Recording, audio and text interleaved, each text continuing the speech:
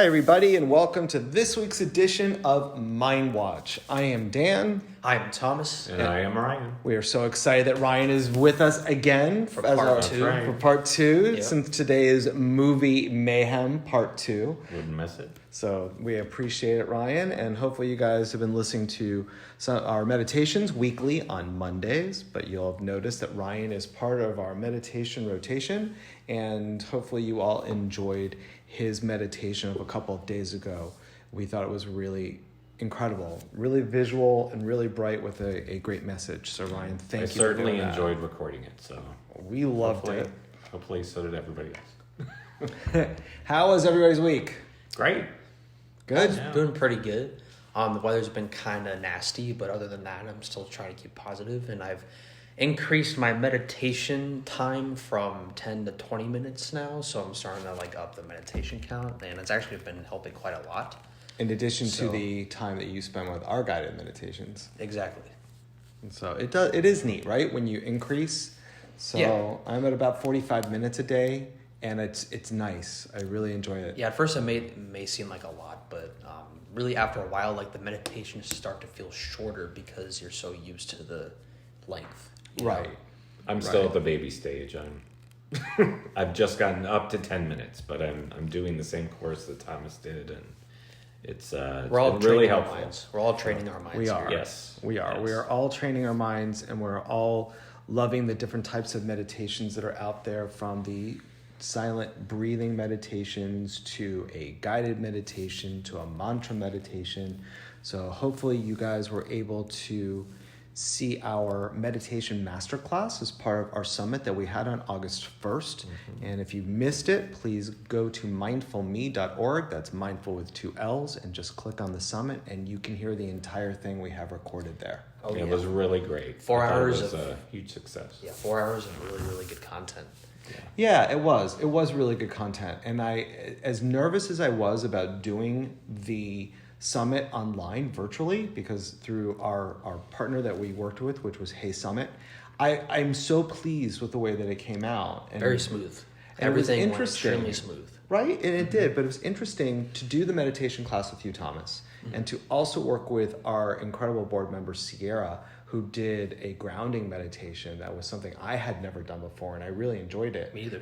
But to be able to put that together virtually, she's at her house, you and I here, obviously at our house, went so much smoother. I was really nervous that not being together in the same room was going to affect, but I felt it worked out well. Or somebody's internet would go out and the whole thing would go kaput. Yes, yeah. Thank goodness that did not happen, knock on wood. Especially since we had a tropical storm that was kind of hitting us. We're in the middle of a pandemic. We're also in the middle of a tropical storm, but we pulled through and it was great. Pulled it off and it was awesome. It was one of this week's messages that Ryan so eloquently led us through, but one of our messages has been looking at uncertainty in a positive way. Mm-hmm. We don't know what the future is going to hold, so we can say that it's going to be great and look at all the choices that if everything worked out perfectly, it would look like, and concentrate on that. Mm-hmm. Or we could focus on things not working out the way that we would like it. And that's kind of been our theme this week. Mm-hmm. So I think it was just one of those things that with the pandemic, we're also saying, well, yes, we're in the middle of a pandemic and hurricane season and everything else, but we can either choose to look at things in a positive light of all the things that are coming out, which there has been, more family time, slowing things down, working on ourselves, all those kinds of things that are really important. Mm-hmm. that the world basically forced us into, and we're grateful that we had that opportunity. Yeah, because there's a lot of external factors that we personally can't control, but we can control how we go about it, yes, and how we view things, and how we interpret things. Yes. So absolutely. Well, let's do a little recap, because as we're doing our spiritual movies, without being spiritual, just the aspect of watching no movies. New Agey stuff Nope. This time around. But it is kind of new agey, just because I think anything can be mind healing when you're doing something that you enjoy. Yeah. And movies are something that we, the three of us, really enjoy a lot and really connect with. So it's been fun to kind of go through this. But let's start with Ryan, and let's do a recap of we're all choosing 5 movies total as being like the 5 most impactful movies for us, and 1 honorable mention, but no specific order. Right. We're just kind of talking about the movies. Also, there are. I want to mention there are other many movies that have impacted us. It's just so hard to choose. We just picked 5 at random and said these are movies that we've enjoyed over our lives, and at least ones that I've watched, multiple times. Yeah. Yes. And have enjoyed. So Ryan, what were the 3 that you worked with at the last mindWATCH? I talked about, and I put mine in alphabetical order. So the first one was Babette's Feast. Oh, such a good movie. Which was made in 1987. The second was Dangerous Liaisons in 1988. Another awesome one. Yeah. And how do you say it in French?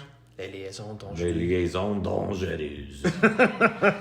I did a scene from it. And yes, you did. The third one was Mulholland Drive, which was made in 2001, and which we actually just watched again. Yeah, we did. And that was Thomas's first time. You liked it, right? Yeah, I loved it.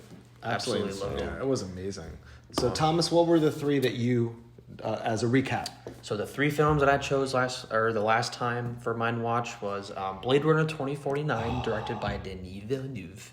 Made a significant impact on me when I first saw it in the theater. Also Nightcrawler, directed by Dan Gilroy and starring Jake Gyllenhaal, my favorite actor of all time. And then also Jake or oh my god, I just blanked out. Leo. Which are your, because I know you are partial to those 2. Well, I would say for the past 5 years or so of my life, it's been mostly Jake Gyllenhaal. But of course, I'm still a big Leonardo DiCaprio stan.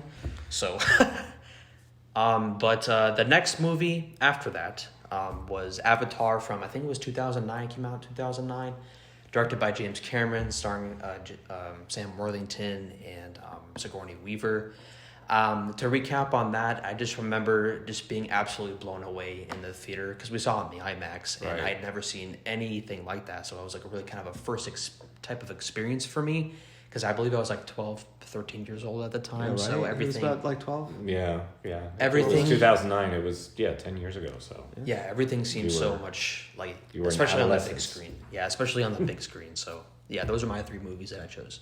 So mine were 2 big, huge blockbuster trilogies. The original Star Wars, the classic Star Wars trilogy of 4, 5, and 6, being the fact that it was the first science fiction movie that I had ever seen, and it just absolutely, I was 9 when the first one came out, and it was just something I've read all the books and seen all the different series from old canon and new canon, and I'm just that Star Wars nerd. So much lore. Oh, so much lore, but such good lore. It is. And then the Lord of the Rings trilogy, which really meant a lot to me because The Hobbit is what got me into reading. So the Lord of the Rings and Tolkien has been such an impact in my world because I love to read, but if it wasn't for Tolkien, I don't think I ever would have adapted the love of reading as I have. And you know what's funny? The other day, this is kind of random, but I was just particularly sentimental that day for whatever reason, so I decided to put myself through watching the ending of Return of the King just so I could feel something. Okay. And that does it every wrecks single me. time. Just wrecks me every time. Yeah. And then my third movie was the original Blade Runner, because that also showed me a different side of science fiction, that it wasn't just all about exploding ships and lasers and such. Rutger Hauer's could actually make a statement and be artistic and just be very... Yeah. It touched on a lot of heavy themes. It did, and even though it was science fiction, it just happened to be set in another realm, but the story was so deep and moving. Exactly. Did you know that last monologue that he performed was entirely improvised? Really? Rutger Hauer's monologue was improvised, apparently. Yeah, that is pretty good. Yeah. Literally, how could he... I thought it was I did too. It just shows the brilliance of... I don't know if it was 100% improvised, but I heard some of it was improvised. They may have been like, look, this is kind of what we want you to say, but make it you. Look, I've been acting, since I was in high school, and I don't even think I could come up with something that brilliant on the spot. It was the connection to the character was just so emotional. Yeah. So we've recapped. So now we're going to go around again. We'll start with Ryan. Yep. So Ryan, what is the 4th movie? And again, in no particular order, but the 4th movie in your movie Mayhem. Okay, well, as I said, I put mine in alphabetical, so except for the honorable mention, that one's just tacked on to the end. But number 4 is the most recent movie that I have on my list. And I wanted to pick from a variety of genres. So I've got a horror movie and a comedy. And my honorable mention is like a psychological thriller type thing. So my number 4 is The Witch from 2015. Terrifying. Terrifying. I don't know quite how to squeeze it into the mindFULLme. I mean, because it is a horror movie. Well, but, I think it's just because of the fact that it is a genre that you happen to really like and enjoy. Well, if it's done well, yes. I don't enjoy the cheesy, really bad B-movie type horror movies. But if it's a horror movie that's done well, like this one was, this one, first of all, it's amazingly historically accurate. You really feel like you're back in the 1620s in the United States in a Puritan society. And it really helps you get into that mindset of these people who actually believed in witches. And, the title pretty much says it all. You see there's an actual witch that's terrorizing this family, and you see the witch within the first 10 minutes. So it's not like this big reveal. Yeah. And the story is actually, it shows the breakdown of the family. And I think you could, also say it's, it shows how each of the parents' flaws and the children all contribute to the kind of dysfunction that goes on once they're isolated from everyone else, and how the witch plays on those weaknesses and uses them to get her way, or actually, well, I won't reveal too much about the ending, but the ending is it's disturbing, and it's also a little cathartic. Yeah. Because of what this particular character who is at the end. Yes, which we don't want to say. We don't want to say, but what happens at the end is, like I said, it's disturbing and cathartic. But after you witness everything that she's gone through throughout the film, and it's I don't want to reveal any more than that, because in case you decide to watch it, but it's a really well-made horror movie, and like I said, extremely historically accurate. Very artistic. I remember yeah. when I first watched it all the way through, I had to turn on the subtitles because I couldn't understand a word they were saying, because the vernacular was so accurate. Can you talk about that for a sec? Because that was really interesting. Yeah, you may have to turn on the subtitles if you watch this movie, because they speak in the language of the time, the entire movie. And a lot of it is, as you would imagine, is extremely religious. So it's, puritanical religious views spoken in a, they use thee and thou all the time. And was it it's a very... No, it's just English, but it was a lower class form of English, because that's where they came from. That was the social strata they belonged to when they came to the United States. But but they're very accurate about that. What the director wanted to do is he said, let's take all these witch trial documents that we have from the time, and let's assume that everything that these witnesses said that happened actually happened. So that's how we came up with the idea for the movie. Because I didn't know that. Yeah, because these witnesses said some crazy stuff. Oh yeah. Yeah. So he just went with the assumption, like, okay, they're telling the truth, and he told a story based on it. And it was pretty. It was creepy. It was an incredible, impactful movie. That's funny. Robert Eggers has especially with The Lighthouse, because he also directed The Lighthouse. For Willem Dafoe's character, he had such a thick, heavy accent. He kind of sounded like a pirate. I remember when I first watched it, I was like, I need to turn on subtitles because I can't understand a word he is saying. He's a stickler for accuracy. But, if you like weird films, definitely check out The Witch, and also definitely check out The Lighthouse, because I think The Lighthouse takes the cake over The Witch and how weird it is. Well, the Witch wasn't weird. Not weird. There were weird elements to it. Yeah, but The Witch was something it's which more makes of a, it just terrifying. A straightforward narrative. It's just like, here's it a also story. is something it's, you could see. Oh my gosh, this could be true. It's just terrifying that way. Yeah, that's the other part. It was so historically accurate. You could see this actually happening if witches existed. So. Yeah, it's more linear than I would say than The Lighthouse. Yeah, because everything in The Lighthouse is like, wait, what's actually happening right now? Yeah, So, all right. So, I guess we're Yep. Are you done? Your turn. Yes. Go ahead. All right. So my next film for this, I actually changed this a couple times, and I just remember watching this film and just how it was a cathartic feeling, although it made me feel sad. I was just in awe of how brilliant the performances were in Manchester by the Sea. God, I knew it. Casey Affleck, I became such a fan of his after that film because he gives, and Michelle Williams too. Both of them, both of them absolutely crushed it. And I 100% believe he truly deserved that Oscar that year, the year that he won it. So Manchester by the Sea is sort of like a general overview of what it's about. Incredible movie. Just giving the general details about it. So Casey Affleck plays this. He plays a janitor, I believe, in the beginning, and he kind of comes off as like this really unlikable guy. So you're trying to figure out like why he is the way he is, and you kind of discover like a tragedy happens in his life, and it's kind of like how he deals with it and how like it affects the people around him. And it is a true tragedy. Like the thing that happens in this film is really, really messed up. And the whole movie is him just trying to get through it. And to me, what really sold the film for me was the ending. Because I feel like the ending was the more realistic way in which like humans deal with things. Or a lot of humans deal with things.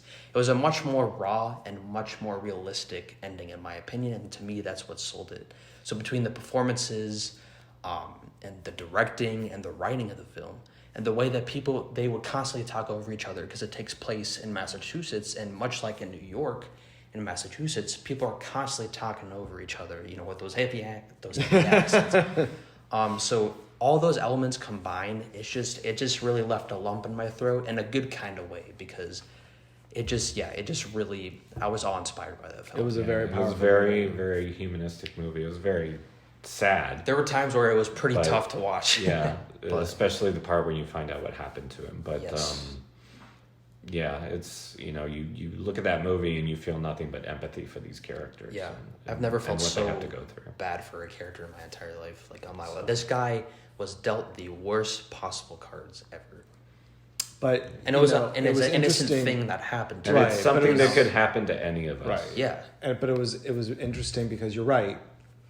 No one should ever have to go through what he went through, the character. But as a character, you could just see that he was going through it as best as possible. Yeah. Like it was very powerful and a very powerful performance by everybody. But Casey Affleck was especially the actor. I can't remember his name, but the actor who played his nephew. Oh my God, that was incredible. I really liked him, and and it was funny because I know that as an actor, it was like one of his first films. Yeah, he killed it. He really did. Yeah, it was fantastic. He really. I can't believe. I don't remember his name. I don't either. I'm trying to remember like parts of the movie because it's been so long since we've seen it. But yeah, I can't see it again. And I don't. Yeah, it's one of those movies. Like after you've watched it, you're like, yeah, I've seen it. Good. Maybe I don't need to see that a second time. I've seen it a couple times because you saw it when I saw it. You saw it with me. The thing is, once I know what happens in the film, it makes it a little easier to. There's no way. No, sometimes I just like to feel sad, Yeah, I know. I feel like that's normal. I know. I'm just like movies you want to kill yourself, but that's okay. You can feel a range of emotion. Really good mindfulness stuff, Very. Okay, so my next movie, I am a huge Disney fanatic. We all know. Yes. Yep. But our audience may not know, but I am a huge Disney fanatic. One of the things that I like about Disney more than anything is animation.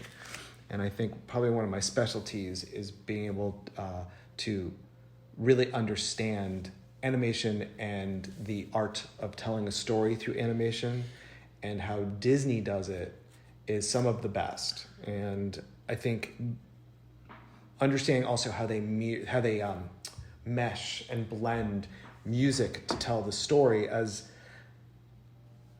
a high school musical director and someone that's really been in the acting field for a long time, the true definition of a musical is the moving of a story through music. And Disney does that some of the best that I've ever seen. And I think the most underrated Disney animated film is Hunchback of Notre Dame. Mm-hmm.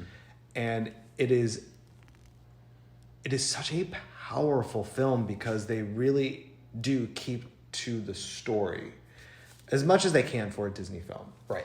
And one of the things I thought was interesting is when Hunchback first came out and they did a survey on different age groups, the villain in Hunchback was actually deemed most terrifying to children because most this realistic. is a real person. Like, it's not, a bad guy as far as like an evil witch or sorcerer, right? Mm-hmm. Or like, Ursula, the sea witch, or things along those lines. It's like a Jafar. or Jafar. It's like a real guy doing real psychological damage. So to essentially a child, because to really a child, Quasimodo yeah. has the brain, like his brain really hasn't developed, and he's lived up in that tower for so long, and his whole life, right? His whole life. So it was such a beautiful film to watch, and the colors that were chosen and the palettes that they used was that the whole movie was meant to feel like one big stained glass painting, and it really did. Like, even from their outdoors to their indoors, you could just see that the hues that they used were of that pastel nature to really come through to look like a stained glass window. The music was the best, incredibly powerful to tell this very difficult story. So even though I feel, and still to this day in 2020, and this goes for all of the Disney animated films, including what everybody loves as far as like, even Frozen and Moana and all these incredible films, I still think the most powerful animated film Disney's ever done has been Hunchback. I would have to agree. And the music and the actors that were chosen were real Broadway actors that have had Broadway experience. And when they were able to write this, and Menken writing the music was able to really use, it wasn't just like someone who said, yeah, I can sing, but it was people who are really trained. So he was able to write music that really brought about the feel. Mm-hmm. And I will say, to take this one step further, that as far as Hunchback animated film, Disney theatrical has become one of the top musical theater and one of the top theater producing companies globally. And I think the best Disney theatrical that they've ever done has been Hunchback. And I'm so sad that it's never made the trip to Broadway. And after the last Paper Mill presentation that came out, was it La Jolla or Paper Mill? Started in La Jolla and then it went to Paper Mill. Everybody was waiting for this to be a Broadway transfer. People that I was ready. Everybody, right? Like, even they recorded an original cast, knowing like the next step, and the three of us, Ryan, Thomas, and I, are very, very, very close with someone who is close to Menken, and even he couldn't believe that this didn't go forward. The only thing I can think of is that this was as dark as the animated film of Hunchback was. Theatrical production. The theatrical production was the book. Like, it followed the book. Because the ending was a lot different. This was not a Disney. This was not a Disney film. And when you, and that's the only thing I can think of, is that if this transferred to Broadway, people would think that this would be another Aladdin or another Lion King, or even thinking that it was going to follow the movie, and it doesn't. Nope. You saw Hunchback with us when we saw it when it was mm-hmm. locally. Yeah. It was, so... I haven't seen the movie, so I've only seen the Broadway show. What? Also, didn't... No. Also, what? Yes, I haven't. I haven't. You would actually like seen many Disney movies. Okay, like but this is like... You would actually like Hunchback a lot. Yes. No, I want to watch it. Didn't Disney bring in animators to animate Hellfire particularly? And it was a little too graphic and stuff, so they kind of had to... Hunchback was a gift because of Lion King doing so well. Yeah. So on Broadway 20 plus years? No, I'm saying as far as animated films go. Oh, okay. So Hunchback was a gift to the animators where they could kind of choose their own path. So they did, and they basically did hands off. Well, the Hellfire scene was too intense. There was nudity in the fire. There was, and the intensity of it was so much that it was going to freak out adults, let alone kids. So that was the only time that Disney came in and they're like, look, tone it down. Yeah. But even with toning it down, you need to relax. You are here, I need you here. Yeah. But even toned down is still pretty powerful. You know, so anyways, Hunchback is my one animated film. I could have had 5 animated films, and that could be another thing that Thomas we could do is our yes, list. We'll just your talk list about of 20 animated films that you each. Animation is an art. So okay, Ryan, what's your next? My number 5 is a comedy, and I'm a big Mel Brooks fan. I don't know if any of you know who We do love Mel Brooks is, but How do you not know he's who made Mel some Brooks is? awesome movies, and the one I Spaceballs. chose was Young Frankenstein. from Love Young Frankenstein. 1974. It's Mel Brooks comedy, which means that there's a lot of just goofy humor in it, and it's got almost a Monty Python quality to some of it. It's very farcical. You know, a lot of gag jokes that are repeated throughout the movie and things like that. Like farting. Not in Young Frankenstein. You're thinking of Blazing Saddles. Oh, that's Yeah. right. But yeah, Abby, if you like jokes about Abby Normal? yeah, if you like, yes, that's my favorite line from that movie, Abby Normal. But yeah, it's and a couple of the other things I just wanted to say about it is it's not laugh a minute, but it's Mel Brooks' kind of tribute or homage to the old Universal monster movies like Frankenstein and Dracula and all of those. So he filmed it in black and white, and I don't know what type of film he chose to use, but it's crystal clear black and white. It's a beautiful film, and like I said, the humor is very kind of, sometimes it can be a little over the top and silly, but I like that kind of humor, so I find it funny. I do too. And you know, they like have the monster doing, you know, a song and dance show at the end.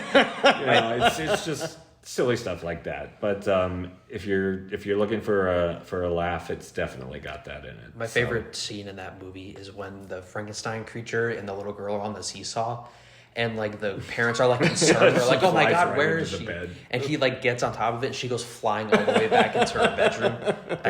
The best scene is when he goes to Gene Hackman's little hermit house, and he tries to serve him like espresso and stuff, and he ends up you have to watch it for yourself.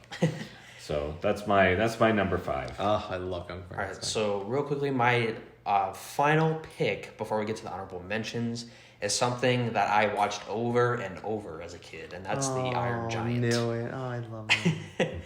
I remember repeatedly, and I think it affected me obviously it affected me differently as a child than it did as an adult, because even adults nowadays who watch the Iron Giant even get a little teary-eyed. Oh, absolutely. It's a get cry choked up fest. every time. It's a cry fest. It was before Vin Diesel was, I'm Groot. And it was I am Groot. and it was funny because Vin Diesel has a very distinctive voice, so that's all you can hear now, especially after you've seen Guardians of the Galaxy. But yeah, it was interesting because I rewatched The Iron Giant when I was much older, and I don't remember, it's funny, I don't remember it being as emotional as I did. I think I just liked, as a kid, I just thought that Iron Giant was cool. Like, I thought he was cool. I was, obsessed with, the design. He was, a giant robot. I thought he was just so really, really cool. Yeah, the animation was really good. That was great. Animation was fantastic, and Jennifer Aniston, of course, had a very small role in it before, this was during the time when she was doing... Yeah, when she was on Friends and she was big. Ross! Oh, Iron Giant! So, yeah, it's funny rewatching it as I'm older and how it impacts me now versus when it did when I was a kid. But it holds up for all ages. Extremely. Yeah. That's why I think this movie is such a masterpiece, especially because it came out 96, pretty sure my birth year, somewhere in the 90s. But it was late 90s, right? Yeah, it was. You were little. 90s? when I was it came pretty out. little when it came like out. 6 so, or 7, I would think. but yeah, that was my number 5 pick. Oh, love The Iron Giant. Okay, so my number 5 pick was a movie that really impacted me a lot in high school. And I still think the movie even today really holds up, is Dead Poets Society. So it is Robin Williams, I think really, may he rest in peace, I think really shows what a versatile actor he is. Was that one of his first dramas? Or It had to be, because it was the mid-'80s when he made it, right? Right. I think it was, yeah. I was said that's before Good Will Hunting. Oh, yeah, Good it Will was Hunting before the Good Will 90s. Hunting. I think he was nominated for Dead Poets, but didn't get it, because I think Good Will Hunting was his first. But the storyline for me really was impactful because it follows a group of prep school kids that are all going through, because everyone thinks, oh, people that have money and nothing's wrong with them, right? But it really shows the different pressures that so many different people go through on so many different levels. And especially when things look so rosy on the outside doesn't mean that they're necessarily, perfect on the inside. And I thought it was incredible because you had Robin Williams' character that was really trying to connect with these kids to help them break the molds that they were being forced into, to really kind of free them from their constraints, and just about the impact it had, especially for the main character. Robert Sean Leonard. Yes. Fantastic. Yeah. But and that was like Ethan Hawke's first movie, wasn't it? Yeah. I think he was the most well-known of the kids. Mm-hmm. But I it definitely was. I mean, we know Robert Sean Leonard, obviously from Dead Poet Society, and then later on we're like, oh, he's in House. Yes, and it was weird. It was weird for me to see him in House because his character, I really think is definitely, it's definitely an ensemble piece, but his character was the driving and moving force between him and Robin Williams' teacher character. And it was just a very powerful movie that I remember I connected with on many different levels. Captain, my captain. Oh, Captain, my captain. Yep. But I connect on so many different levels going through. So that is my number 5. And again, no order. Ryan, let's come to you for your honorable mention because it's hard to choose just 5. Well, real quickly, honorable mention. This is a movie I doubt a lot of people have heard of. It's a little French movie called Love Crime, and it's kind of like a mystery thriller, psychological. It's a very taut little story, and it's just fun to watch. It was really good. It keeps you on the edge of your seat. It keeps you on the edge of your seat, and the whole time you're trying to figure out what is the real plan here, and it's revealed in the end, but there's still a twist. And I looked it up on IMDb, and it didn't get that many tomatoes. It only got like 7 tomatoes, and I thought, well, it deserves more tomatoes than that.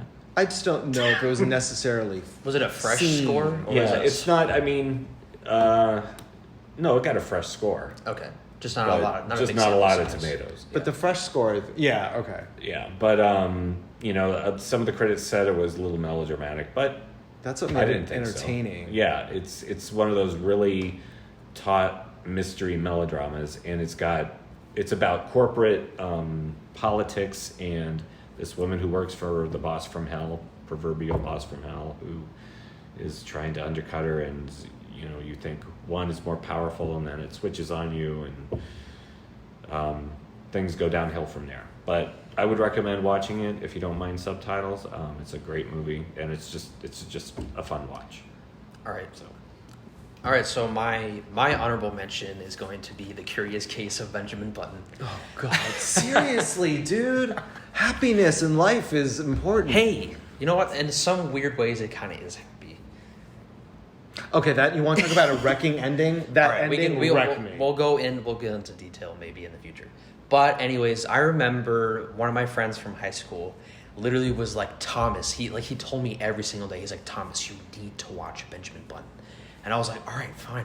Jeez, relax. Who was it? My friend Josh. Oh, yeah. And I remember I went over to his house and we watched it, and I was like, I turned to him after the film ended, and I was like, I see what you're saying. Like, I fully guarantee I see what you're saying, because... Was that Cate Blanchett opposite? Kate Blanchett and Blanchett Brad Pitt. And Brad Pitt. So let me tell you. Which I've never seen that movie either. You haven't seen it? No. Well, I refuse to watch David it. Fincher is one of my favorite directors. I like David Fincher. No, so it's on my bucket list of movies. I will say for Cate Blanchett, one of the best actresses of our age. She's fantastic. Period. End of story. Cannot even contest that. But I think her performance in Benjamin Button was probably one of the most underrated performances because Brad Pitt was great, but let me tell you, she was great. Queen.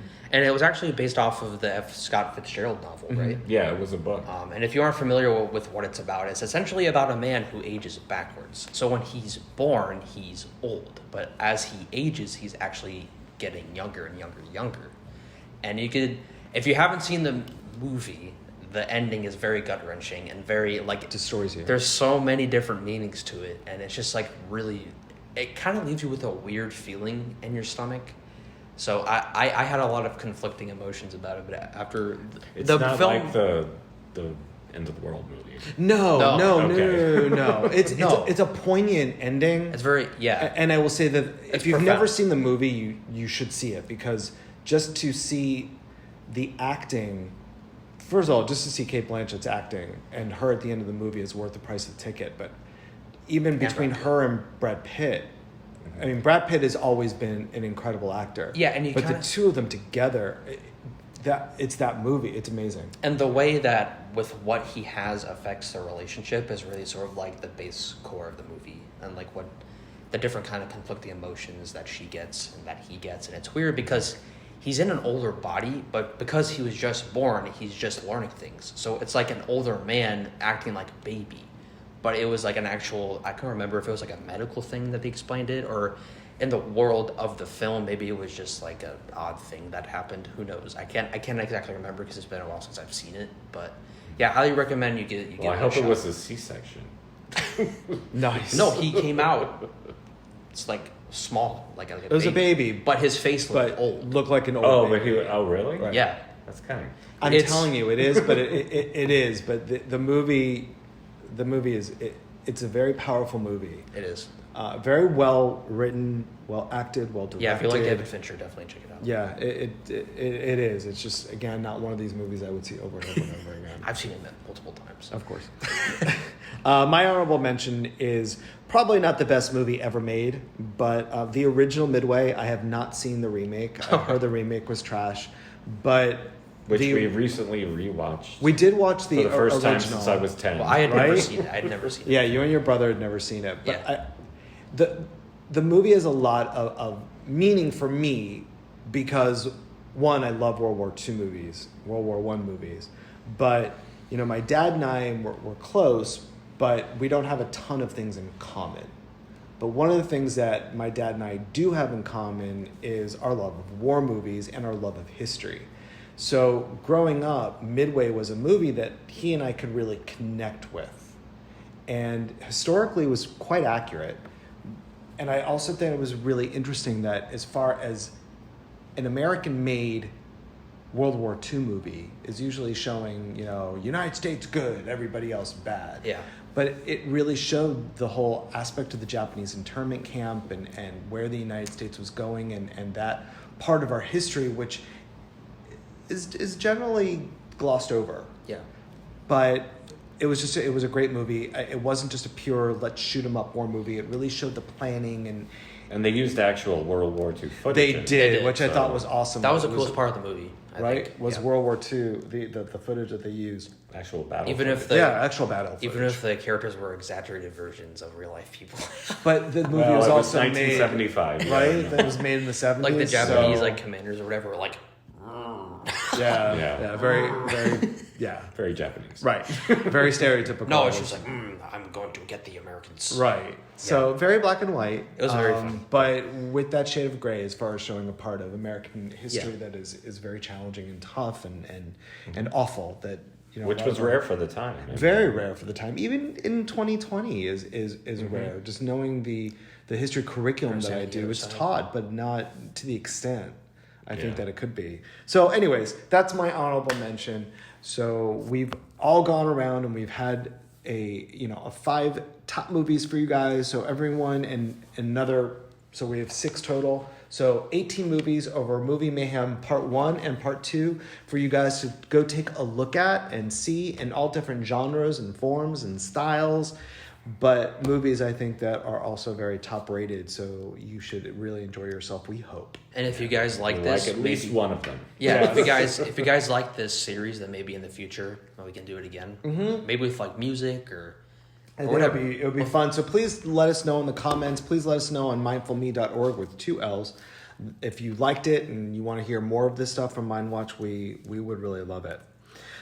We also just want to say that as we're moving forward into this week, some of you yesterday started school for the first day, and that was your first day on e-learning because Broward County is 100% online. We know that we have listeners everywhere, so some of you haven't started school yet, some of you have started school, some of you are going back in full brick and mortar, and some of you are going online 100%, and some are going to be hybrid form, and that there's a lot of stuff that can come up. Please listen to our meditation that Ryan narrated a couple of days ago that came out 4 days ago, last Monday, because I think it will help. But just remember that everybody is going through this together, and everybody's experiencing this new thing together for the first time. So have some patience and come up with good solutions. And if everybody talks and communicates, I think it'll be an incredible year, and definitely one that we can learn from, and maybe even change education as we move forward to include more technology and to include more of this type of learning. So good luck with that. And we look forward to seeing you on more Mind Watches and all of our content that we have on mindFULLme.org. Please visit, please like, subscribe, sign up. Different message every Sunday, different meditation every Monday, and a different podcast every Thursday. So have a great rest of your week, everybody. Have a great week. All right, thanks for listening, guys. Thank you. Thank you for watching this episode of mindWATCH with Daniel and Thomas. We hope you enjoyed it. Be sure to visit our website, mindFULLme.org, for resources just like this. Also, follow us on social media at mindFULLme Inc. We're now available on Google Podcasts, Zencast, Apple Podcasts, Spotify, YouTube, and everywhere else you get podcasts. All you have to do is search mindFULLme. That's mindful, spelled with 2 L's, space, me. We can't wait to see you on there, and have a great rest of your day.